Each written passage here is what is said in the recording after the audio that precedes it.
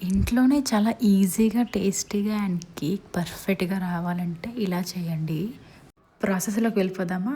దీనికోసం half cup sugar, 1/4 oil, 1/2 curd and 1/4 milk add చేసుకొని ఇలా స్మూత్‌గా బ్లెండ్ చేసుకోవాలి. ఇలా వస్తే సరిపోతుంది. ఇది ఒక సైడ్ పెట్టుకున్నాక ఒక డ్రై బౌల్‌లో 1 cup maida, baking powder, baking soda వేసుకొని సీవ్ చేయాలి. ఇది లంప్స్ లేకుండా ఉంటది. ఇప్పుడు బ్లెండ్ చేసిన మిక్స్‌ని వన్ డైరెక్షన్‌లో మిక్స్ చేసుకుంటూ రబ్బర్ కన్సిస్టెన్సీ వచ్చేంత కలుపుకోవాలి. దానిలో టూటీ ఫ్రూటీ అండ్ క్యాజు చాప్ చేసినవి వేసుకున్నాక వెనిలా ఎసెన్స్ వేయాలి.